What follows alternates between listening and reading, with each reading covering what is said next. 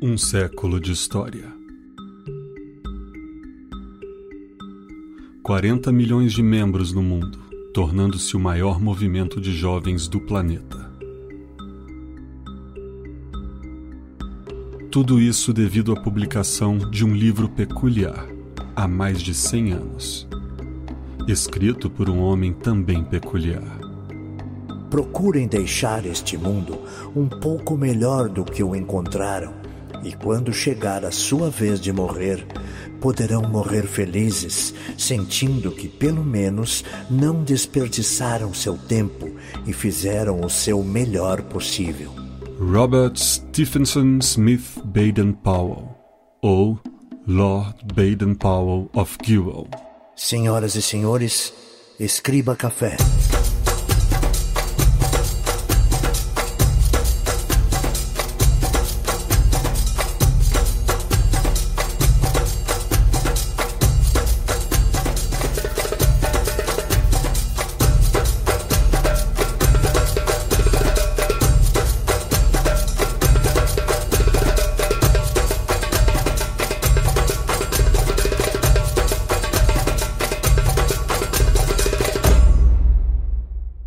África do Sul, ano de 1899. Começava a Segunda Guerra dos Boeres.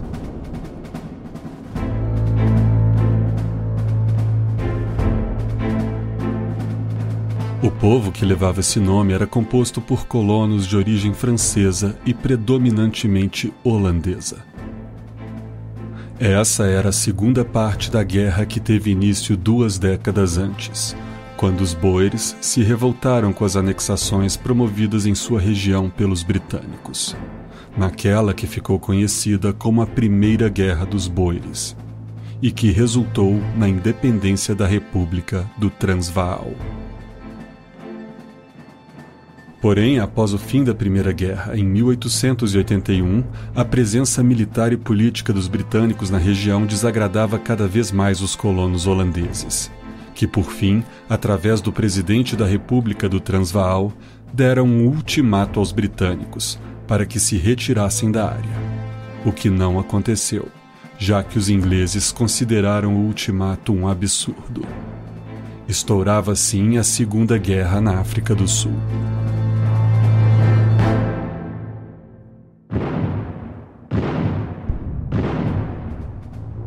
Com o armamento equiparado aos dos britânicos, os Boeres, através de posições camufladas e táticas de surpresa, colecionaram várias vitórias no início dessa Segunda Guerra, e também ameaçavam uma vitória ao sitiar algumas cidades estratégicas.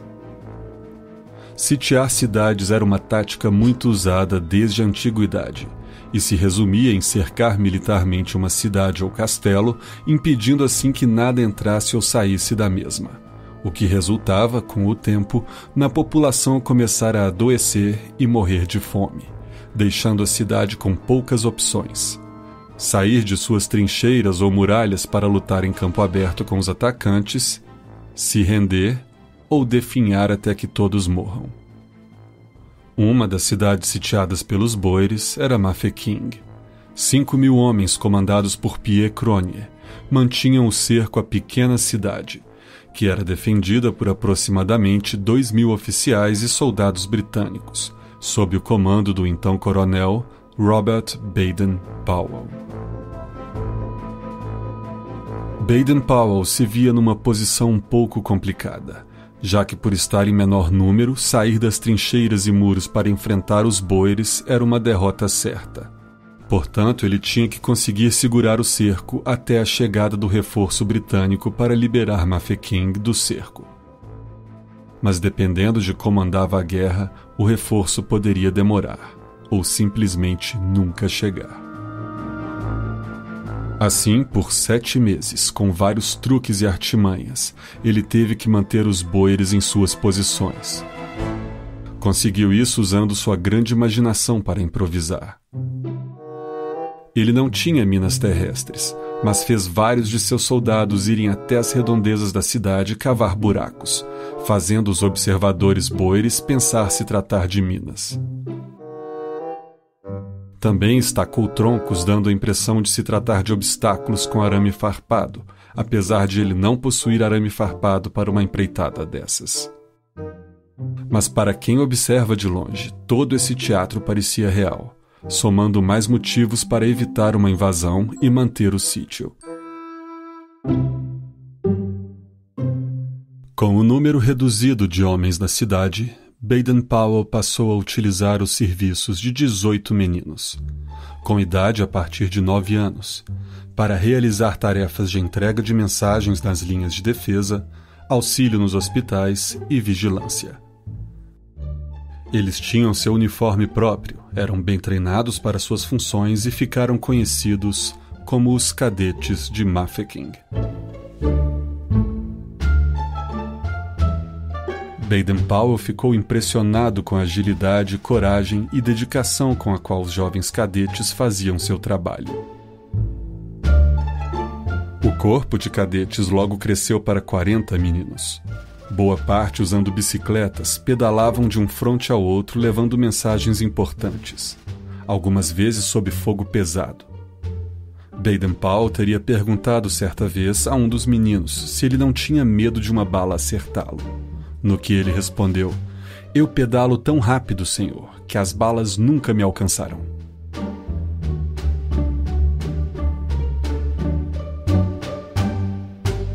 Todos os acontecimentos em Mafeking chegavam com destaque aos jornais ingleses. Não se tratava de um caso especial ou da mais notável batalha da guerra. No entanto, estavam presentes na cidade sitiada alguns jornalistas, que através de corredores nativos que conseguiam deslizar pelo cerco dos boeres e chegar até um escritório 50 milhas distante, as notícias escritas eram telegrafadas para Londres. Assim, o cerco de Mafeking ganhou certa fama e era acompanhado como uma novela pelos britânicos, principalmente pelas artimanhas de Baden-Powell, narradas até com certo exagero.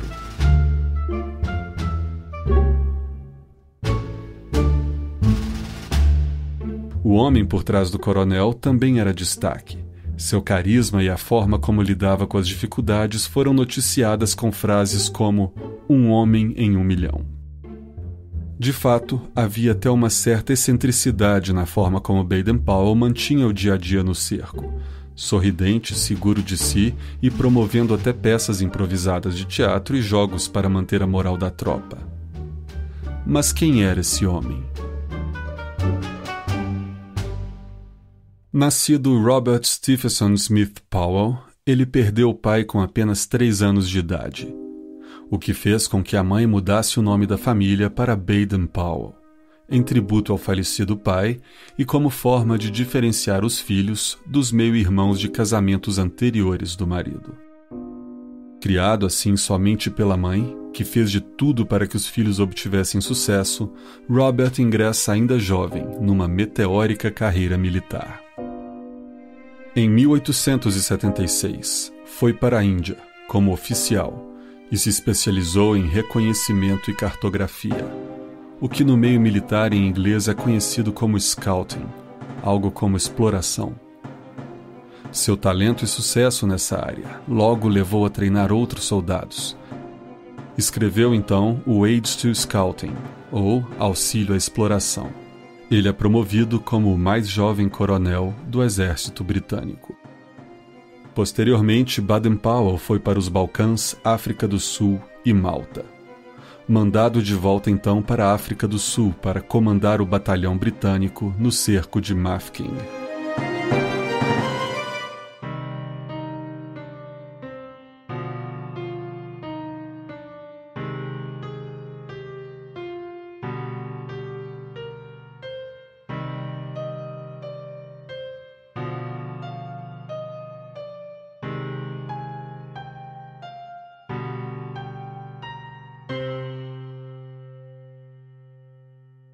Em novembro, já acontecia um revés para os boeres em outras frentes, obrigando Pierre Cronier a levar parte de seus homens para outra localidade, deixando o comando do cerco para J.P. Snyman.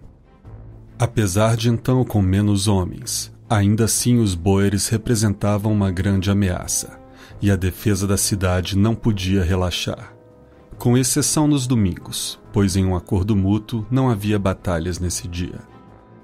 Na primeira semana de maio do ano seguinte, chega a notícia de que uma coluna britânica com 1.100 homens estava a caminho para acabar com o cerco.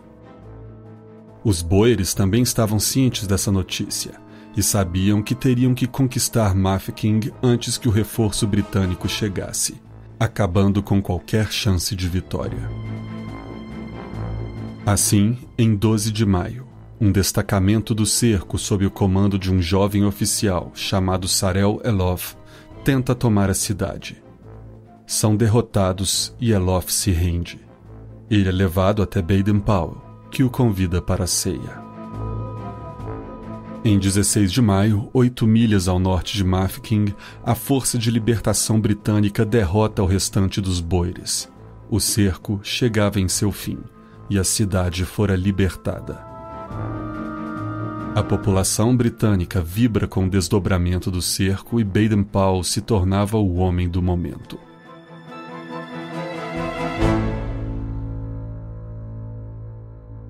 Londres, ano de 1903.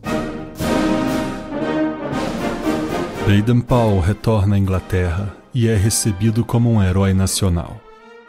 Os tempos difíceis que parte da população britânica enfrentava, somado ao grande destaque na mídia que recebera o cerco de Mafeking, contribuíram muito para que o coronel se tornasse famoso. Selos, cartões e músicas foram criados em homenagem ao militar. Baden-Powell se surpreende ao ver que seu livro Aids to Scouting havia se tornado um best-seller, e que, mais surpreendente ainda, era um sucesso entre os jovens, e era usado por professores e organizações juvenis. Assim, lembrando do enorme potencial que vira nos cadetes de Mafeking, decide reescrever o livro, porém, numa linguagem destinada a crianças e adolescentes, e começa então a elaborar ideais para aplicar nos jovens britânicos que estavam carentes de atividades construtivas.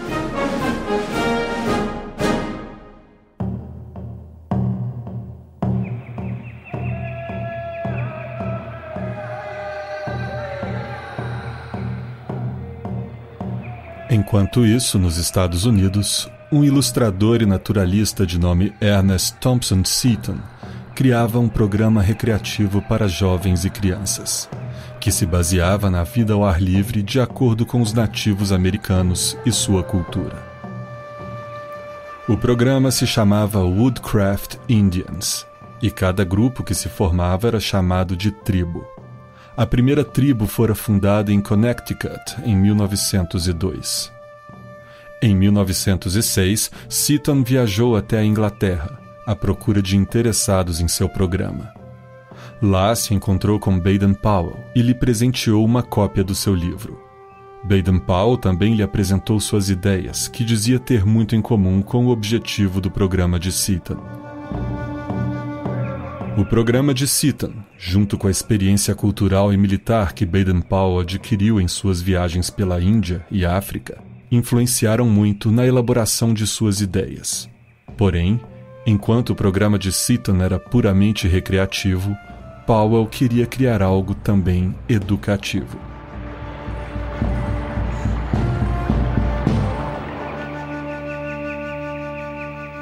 Assim, em agosto de 1907, o herói de guerra britânico reúne 22 meninos para realizar um acampamento experimental, para testar suas ideias.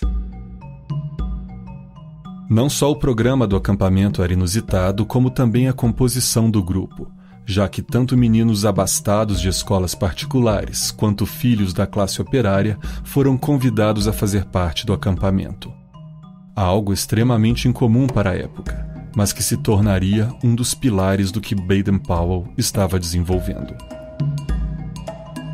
O acampamento ocorre então na ilha de Brownsea, numa parte da mesma onde os meninos não pudessem ver a parte edificada do continente, dando então a impressão de isolamento no meio selvagem. Na ilha, os jovens foram separados no que foi chamado de patrulhas, que receberam os nomes de animais: Wolves, Bulls, Curlews e Ravens. Cada patrulha tinha um líder, que recebera uma bandeira com a imagem do animal de sua patrulha e era inteiramente responsável pelo comportamento e comprometimento dos membros de sua patrulha. Cada membro também recebera uma pequena flor de lis de bronze, que deveria ser colocada em seus casacos.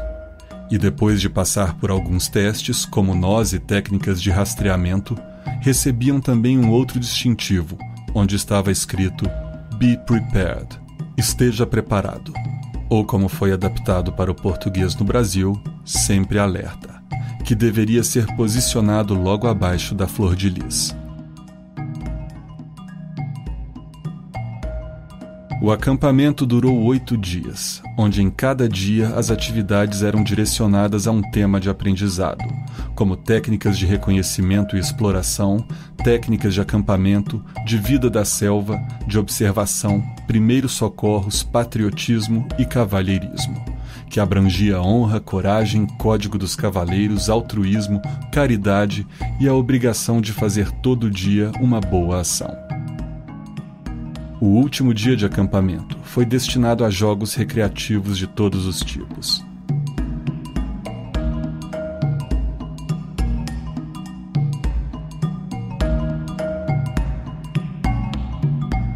O acampamento de Brownsea havia sido um sucesso e foi o último ingrediente, junto com sua experiência enquanto oficial de reconhecimento e exploração pela África e Índia, e somadas a algumas das ideias de Seaton, para que em 1908 Baden-Powell publicasse sua obra Scouting for Boys, traduzido para o português como Escotismo para Rapazes.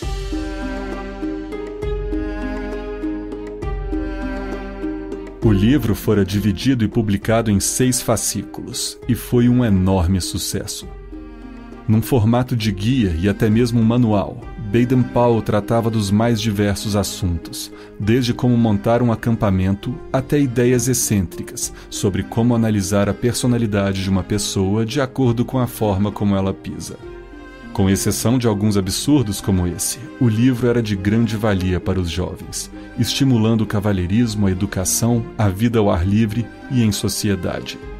Ensinava técnicas de sobrevivência em locais inóspitos e também toda a tradição e funcionamento de uma tropa escoteira. Ele explica no livro que uma tropa escoteira é dividida em patrulhas. Cada patrulha possui um líder e um sublíder, respectivamente monitor e submonitor. Cada patrulha possui sua própria personalidade coletiva, autonomia e tradição, o que estimulava assim a vida em equipe dos jovens. Guiando a tropa escoteira, um ou mais adultos chamados de chefes escoteiros auxiliam os jovens em seu desenvolvimento.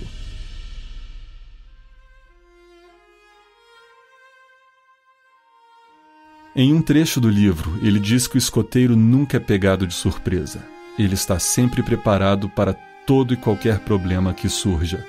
Daí o lema, Be Prepared, esteja preparado, que foi adaptado para o português como sempre alerta.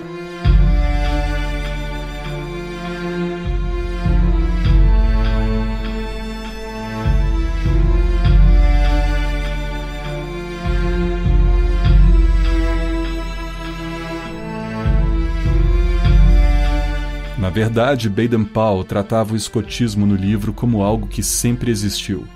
E isso talvez tenha também contribuído para que, de forma espontânea e rápida, vários jovens por toda a Inglaterra começassem a se organizar em grupos para experimentar as ideias que o herói de guerra apresentava em sua publicação. Estava para acontecer algo que provavelmente Baden-Powell jamais poderia imaginar.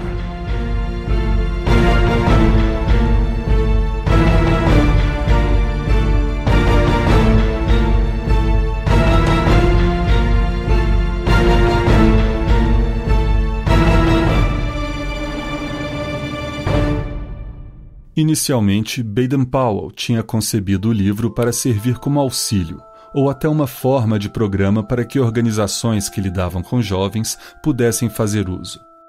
Porém, não foi esse o efeito que ele gerou, e o número de tropas escoteiras que surgiam por toda a parte foi tão grande que pouco tempo depois Robert foi obrigado a abrir um escritório para tratar de assuntos escoteiros, que não paravam de chegar até ele.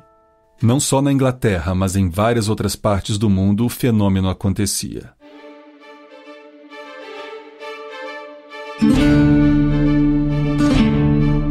Com sucesso no estrangeiro, o escotismo para rapazes foi traduzido para praticamente todos os idiomas, e grupos escoteiros começaram a se formar em todas as partes do mundo.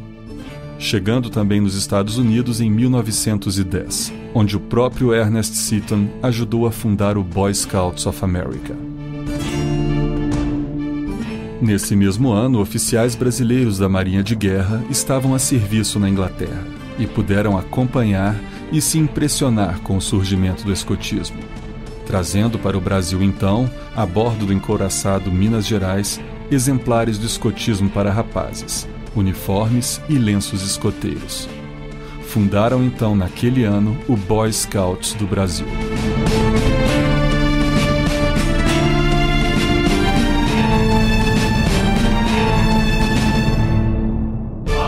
Através de seu livro, Baden-Powell havia criado um gigantesco movimento mundial de jovens. Algo que não foi gradativo, e sim praticamente da noite para o dia. O escotismo para rapazes se tornou um dos livros mais vendidos no mundo no século XX, perdendo somente para a Bíblia, o Corão e o Livro Vermelho de Mao. Era fundado então, de forma estranhamente natural e rápida, o movimento escoteiro.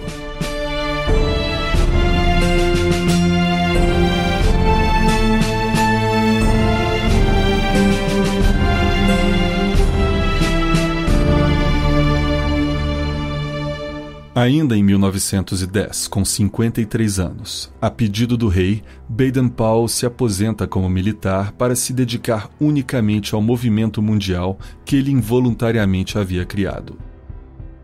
Ele viaja por todo o mundo para ajudar a organizar, encorajar e inspirar o escotismo em todos os países.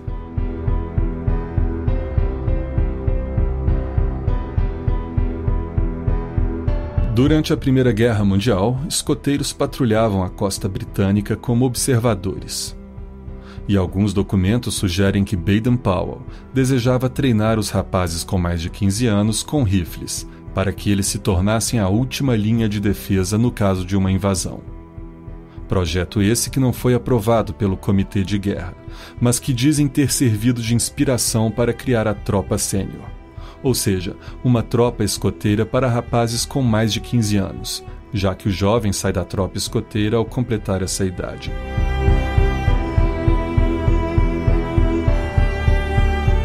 Em 1920 acontece em Londres o primeiro Jamboree Mundial, que é o encontro de escoteiros de todo o mundo. Estavam presentes no evento escoteiros de 33 países e Baden-Powell é aclamado por unanimidade como o escoteiro-chefe mundial.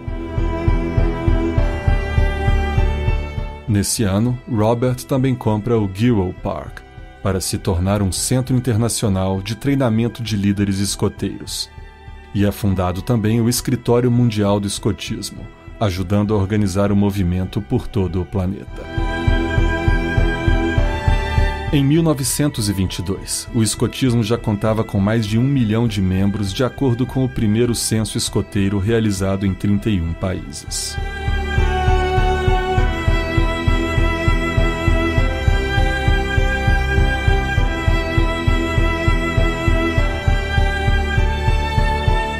De herói de guerra a chefe escoteiro mundial, Baden-Powell viu sua fama se espalhar por todo o mundo. Continuava escrevendo livros e guias para o escotismo, e sua dedicação não tinha fim. No terceiro Jamboree Mundial, o reconhecimento chega na forma de um título de nobreza. O rei George V o eleva a barão, passando a ser conhecido então como Lord Baden-Powell of Gilwell.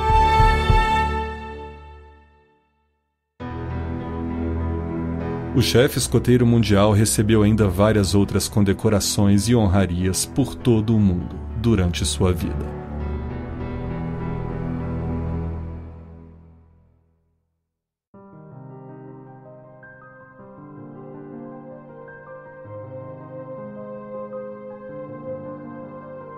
Em 1938, já com a saúde debilitada, Baden-Powell volta para a África.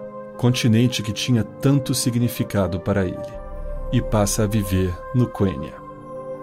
Era para ser um local de descanso, porém, ele não deixou de escrever e desenhar até os seus últimos dias. Foi então que, em 8 de janeiro de 1941, aos 83 anos de idade, Lord Baden-Powell of Gilwell, herói de guerra, autor de um dos livros mais vendidos do planeta, fundador de um enorme movimento mundial de jovens e chefe escoteiro do mundo, morre.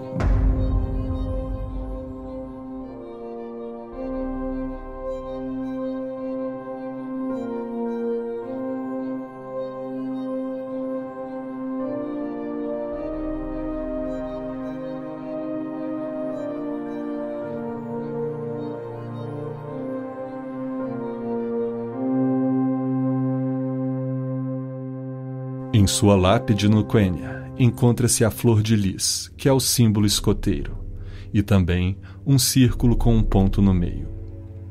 Esse é um sinal de pista, usado pelos escoteiros para deixar mensagens em trilhas ou florestas. E esse símbolo em questão significa "voltei para casa".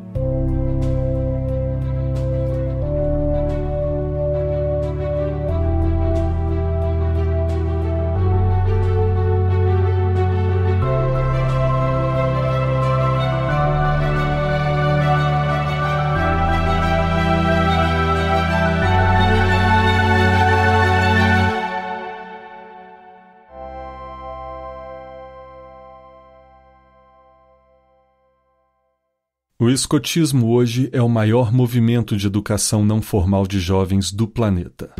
Com mais de 40 milhões de membros por todo o mundo, ele pratica a máxima aprender fazendo e cria um mundo melhor através de pessoas melhores.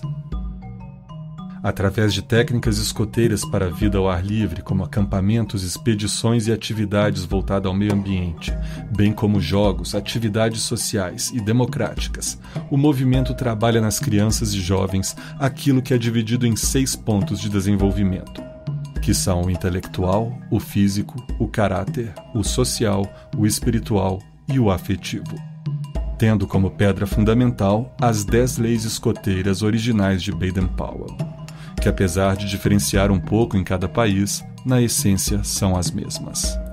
O escoteiro tem uma só palavra: sua honra vale mais do que sua própria vida. O escoteiro é leal. O escoteiro está sempre alerta para ajudar o próximo e pratica diariamente uma boa ação. O escoteiro é amigo de todos e irmão dos demais escoteiros. O escoteiro é cortês. O escoteiro é bom para os animais e as plantas. O escoteiro é obediente e disciplinado. O escoteiro é alegre e sorri nas dificuldades. O escoteiro é econômico e respeita o bem alheio. O escoteiro é limpo de corpo e alma.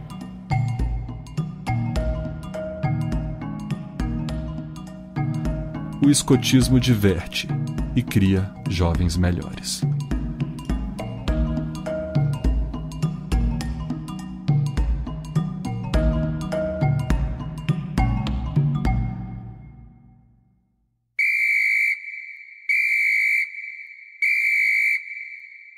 Eu sou Christian Gurtner e, com o apoio dos patronos do Escriba Café, esse foi o episódio número 6 da nova temporada do podcast.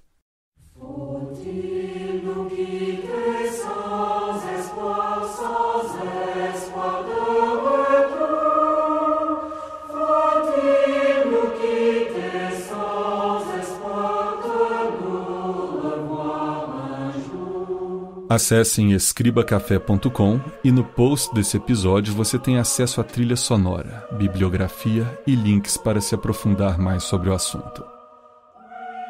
Deixem também seus comentários sobre esse episódio, eles são importantes e construtivos para gerar discussões enriquecedoras.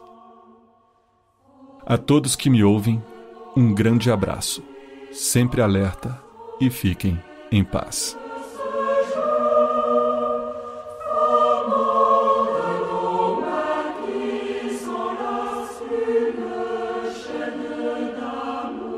Caros escoteiros, se vocês já assistiram à peça Peter Pan, Se lembrarão como o chefe dos piratas estava sempre fazendo seu discurso de despedida, temendo que ao chegar sua hora de morrer, não tivesse tempo, talvez, de tirar do peito o que havia planejado fazer. Passa-se o mesmo comigo. Assim, embora não esteja morrendo nesse momento, isto irá acontecer qualquer dia destes, e desejo deixar-lhes uma última palavra de adeus. Lembrem-se, isto será a última coisa que ouvirão de mim. Portanto, meditem sobre o que vou lhes dizer. Eu tive uma vida cheia de felicidade e desejo que cada um de vocês tenha também uma vida igualmente feliz. Creio que Deus nos colocou neste delicioso mundo para sermos felizes e saborearmos a vida. Felicidade não vem da riqueza, nem de meramente ter sucesso profissional, nem do comodismo da vida regalada e a satisfação dos próprios apetites. Um passo para a felicidade é, quando jovem, tornar-se saudável e forte, para ser útil e gozar a vida quando adulto. O estudo da natureza mostrará a vocês o quão cheio de coisas lindas e maravilhosas Deus fez o mundo para o nosso deleite. Fiquem contentes com o que possuem e tirem disto o melhor proveito. Vejam o lado iluminado da vida ao invés do escuro. Mas a verdadeira maneira de se atingir a felicidade é proporcionando aos outros a felicidade. Procurem deixar este mundo um pouco melhor do que o encontraram, e quando chegar a sua vez de morrer, poderão morrer felizes, sentindo que pelo menos não desperdiçaram seu tempo e fizeram o seu melhor possível. Deste modo, estejam sempre alerta para viver felizes e morrer felizes. Lembrem-se sempre de sua promessa escoteira, mesmo quando deixarem de ser jovens, e que Deus os ajude a proceder assim.